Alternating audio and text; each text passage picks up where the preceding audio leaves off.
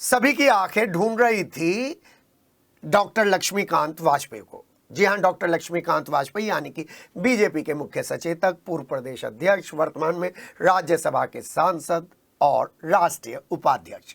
जी हां, डॉक्टर लक्ष्मीकांत वाजपेयी ने सनातन सभा में शिरकत करने के लिए जैसे ही कमिश्नरी में प्रवेश किया तो सभी कैमरे उनकी तरफ दौड़ पड़े। सनातन सभा में आए सनातनियों को देखकर उन्होंने आह्वान किया कि हम सबको एकजुटता के साथ ही इस समस्या पर प्रहार करना होगा और भारत सरकार की प्रतिबद्धता को जताते हुए उन्होंने कहा कि जिस तरीके से प्रधानमंत्री नरेंद्र मोदी ने भारत में सबको सुरक्षा प्रदान की है, ठीक वैसा ही वातावरण बांग्लादेश के अल्पसंख्यकों को भी मिलना चाहिए और भारत सरकार को इसके लिए कदम उठाने चाहिए। बांग्लादेश में भारतवंशियों के ऊपर हो रहे लगातार अत्याचार के खिलाफ ये सनातन सभा है और सनातन सभा में डॉक्टर लक्ष्मीकांत वाजपेयी पार्टिसिपेट करने आए हैं, भाग लेने आए हैं, ये बताने के लिए कि मेरठ में जितने ये लोग एकत्रित हो रहे हैं उनको दो संदेश देने हैं कि एक रहेंगे तो सेफ रहेंगे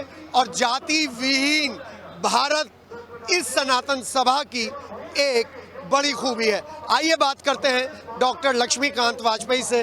वो जा रहे हैं वहाँ पर जहाँ पर मंच है, लेकिन मंच से ज़्यादा लोगों के बीच में बात करना डॉक्टर लक्ष्मीकांत वाजपेयी की राजनीति का पुराना हिस्सा है।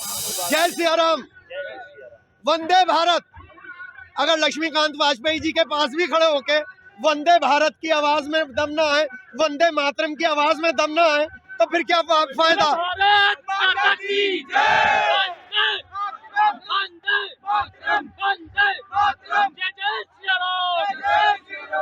1971, 1972 और 2024 हालात बदलने की कोशिश हुई थी, फिर दोबारा से वहीं पहुंच गए। लक्ष्मीकांत वाजपेयी मुख्य सचेतक, बीजेपी के पूर्व प्रदेश अध्यक्ष, राज्यसभा सदस्य, अब इस मामले को किस दृष्टि से देख रहे हैं? पाकिस्तान की गुलामी से मुक्ति दिलाकर बांग्लादेश को आजाद किया गया था और जिस समय ये बांग्लादेश आजाद हुआ था उसमें पुरी के शंकराचार्य पूज्य स्वामी निरंजन देव तीर्थ जी ने कहा था सनातन धर्म मंदिर बुढ़ाना गेट में जी कि हिंदुओं से बांग्लादेश की आजादी से खुश मत हो, एक ना एक दिन ये बांग्लादेश तुम्हारा दुश्मन बन के खड़ा होगा, वह साबित हो रहा है। लेकिन बांग्लादेश को भी चेतावनी, ये हिंदुओं का आक्रोश प्रदर्शन केवल सांकेतिक नहीं है, उनको भी चेतावनी कि हमारे धर्म स्थल और हमारे हिंदू परिवारों के साथ छेड़छाड़ बंद करें, अन्यथा कुछ ना कुछ करना पड़ेगा।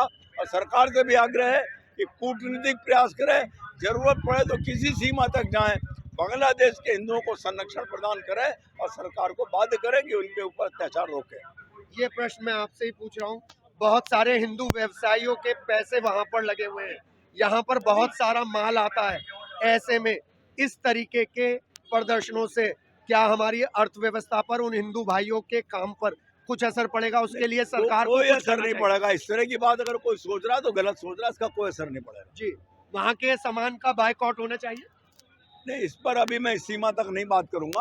अभी तो ये प्रथम प्रयास है, आक्रोश प्रदर्शन हो रहा, होने देना चाहिए। जी हाँ, प्रथम प्रयास है। प्रथम प्रयास में अपनी शक्ति दिखा दी है यहाँ पर सनातन सभा ने, और इस शक्ति के बीच में हम आपको पल पल की अपडेट दिखा रहे हैं। मेरे साथ मेरे सहयोगी सिद्धार्थ, संजय और वंश भी है, सचिन भी है और मैं हूँ के।